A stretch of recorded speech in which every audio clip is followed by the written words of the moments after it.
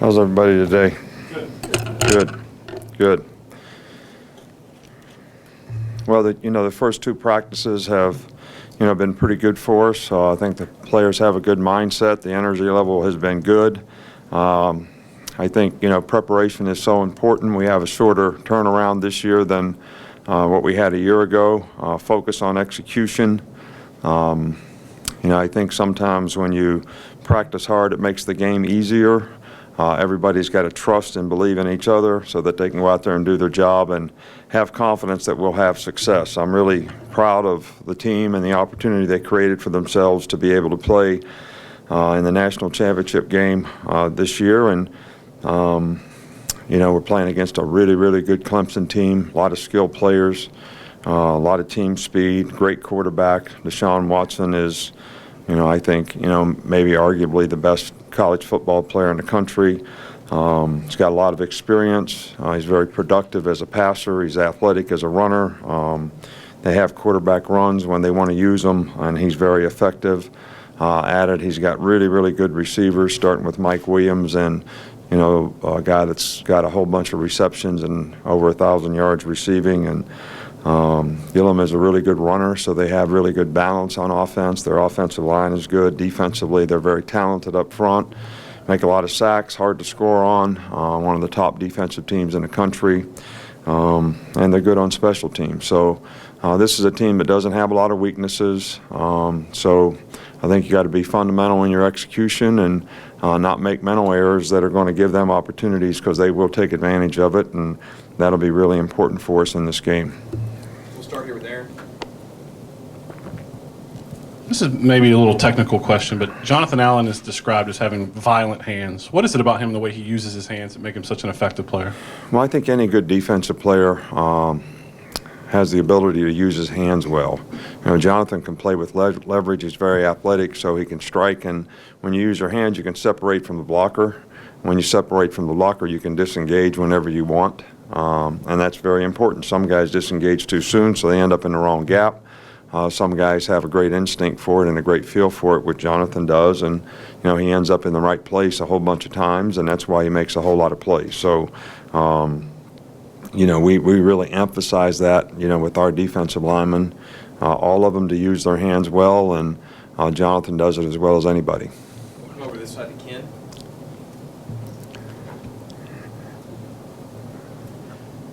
Coach, both teams were very effective in the championship game last year on third down. How big is that, especially in this type of setting, to keep them off the field? Well, I think it's always important. I think especially when you're playing against teams that want to play with tempo.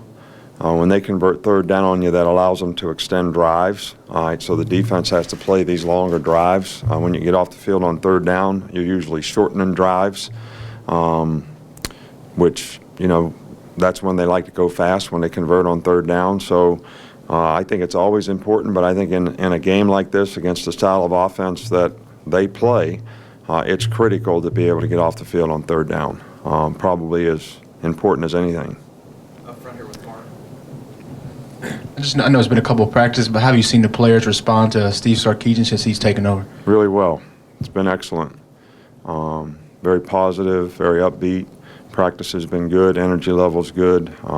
Attitude's been really, really good. In the back with Cecil.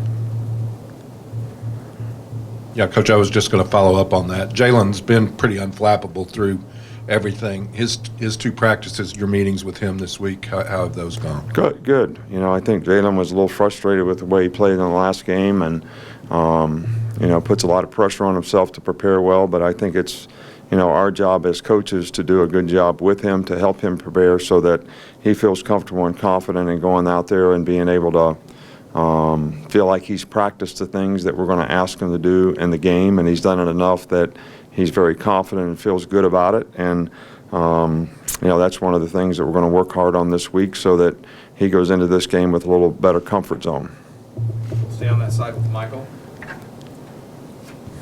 Overall, when you looked at the tape of the offense, what did you see that needed to be improved the most, and how does the shorter preparation time, how did you guys change the way you Well, we had 25 negative plays in the last game, so what do you think I saw? Saw a lot of poor execution, a lot of poor fundamentals, Didn't execute very well, wasn't very consistent. Made some good plays. Both Scarborough played really, really well.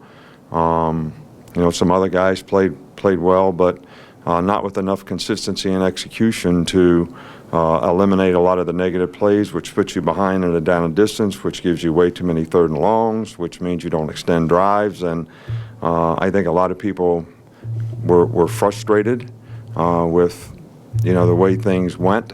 And I think, they're working hard this week to try to get all those things corrected. Every guy's got to do their job, trust and believe in it, and doing it the right way with the right technique, and together as a group to give the play the best chance to work, whether it's a running play or a passing play. And I just think that, we have to do a better job as coaches to get them ready to do that. Up front here with Dwayne. Coach, we're a year removed from O.J. Howard having a huge game in the national championship game last year. How has he improved as far as his overall game? Well, O.J.'s played extremely well for us this year. I know some people would look at how many passes he catches as if that is his, performance level based on that one statistical piece of information, but that's not how we evaluate a guy that plays tight end. He's improved as a blocker. He's done everything we've asked him to do all year. He's never got upset. He's never been frustrated that, he's not getting the ball more. He goes out there every game and tries to do the best he can for his team, and I think he's played extremely well. I'd like to see him have more production. I'd like to see some other skilled players on our team have more production as well. And I think that if we're going to be a really good offensive team, we're going to have to utilize those weapons effectively. Second row on the left with Joe.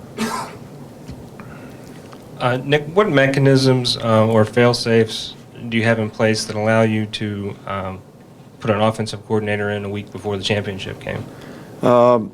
Guy's been with us the whole year, the whole football season. He knows the offense. He knows the players. He's worked on the game plans every week, knows the system inside and out, knows the terminology. I don't have any fail-safes. All right, I just feel like I have to make decisions based on what's best for the players to have the best chance to be successful. And we made the decision, and we're not talking about it anymore. And we're moving forward, and we're looking forward, and everybody's going to do everything they can to support the people that are here now to make it work. Over here with Ben. What did you see from Tony Brown in the last game, and what do you think of his matchup for this game? Well, 13 is a tough matchup in the slot. We had a tough time guarding them last year. Certainly have to do a better job, this year. Tony did a good job in the last game. Late in the game, had a couple passes that they caught on him. But for the most part, he did a really good job of matching the patterns and executing and doing his job and covering well. And I think it'll be, more challenging this week because of the balance and the skill level that this team has. Coming back over here in the very front with Kirk. Coach, I know last year Jalen came in and helped prepare for this game. Have you got some early enrollees this year that can be that kind of help? Well, we Alex Leatherwood practiced for the first time today. We've had we have 3 guys here, 2 passed their physicals and were able to go on the field, or we had 4 guys here. I think 3 yesterday and then Alex today. Townsend, McDonald, and Bugs. Yeah, those are the guys that were here. Isaiah Bugs. Townsend has not been able to practice yet. And, yeah, those are the guys that are here so far. A lot of guys still playing in all-star games and can't get here until they get cleared to go to school. Clearinghouse just opened again, yesterday or something, so it's closed for a long time, so you can't make much progress until after the new year. 3 more. We'll start with Alex. I was just curious, how much do you plan to be involved in the offensive game planning this week, more than maybe normal, and how much autonomy does Sark have, with that? Well, look, we have a good coaching staff. Our whole coaching staff has been here all year. All of our guys know the system. They all know know what we've done. They all know what we need to improve on. I meet with them periodically every day through the course of the week, and we discuss what we're going to do. And I have a lot of faith, trust, and confidence in what we're doing and what we're going to do, and the carryover that has for the players and our ability to teach and try to help them to execute it a little better, so that we can have a little more consistency in the game. So. You know, if I say to do something, everybody always says, okay, coach, we'll go do the best we can to get it done. But really, I philosophically don't want to change a lot of the things that we're doing, because I think it features our players well. I just think we have other guys that we need to get involved in what's happening in the game. Two more in the back. We'll start with Joe. Hey, Coach, there was a player survey that was published earlier today, and a couple of your players were quoted as saying that going into last year's match with Clemson, they felt like they were pretty beat up physically and felt that there should be less hitting and contact overall in practice. I'm just wondering your reaction to that, and how do you go about finding that balance when you're prepping at the end of the season like this? Well, you know, we've tried to cut it down. Last year we cut it down a lot for the Michigan State game. We had a lot of time off. This year we have a little less time. We're actually practicing a little less for this game than we did a year ago. So, you know, we try to cut back. You know, we go in spider pads sometimes. We're going to practice in pads 2 days for this game, and that's it. So, you know, we don't want to beat the players up, but at the same time, I think being physical, tackling well, you know, things like that for college players, even though it's late in the season, I think if you watch bowl games, you probably see some of the most horrific tackling you've ever seen in your life. That's what I've seen when I watch the games. You know, we missed quite a few tackles in the game as well. Not too many. Guys hustling into the ball. When we did miss, there was always another guy there. So those are the type of things that players really have to force themselves to practice. And we don't want to beat them up, but we don't want to put them out there on the field where they're not ready to be able to play and do the things they need to do to have success. 2 more quick ones. We'll go right here to the back. Coach, this season we've seen you bring in a couple previous players to emulate opposing quarterbacks. Is that something that you plan to do in preparation for Deshaun Watson? Yep. We'll go up front here with Ken. Man, at the risk of clutter, 10 years ago today, you were in this room for the very first time. Can you allow yourself 1 minute to talk about what's taken place here for you and this program in the last 10 years?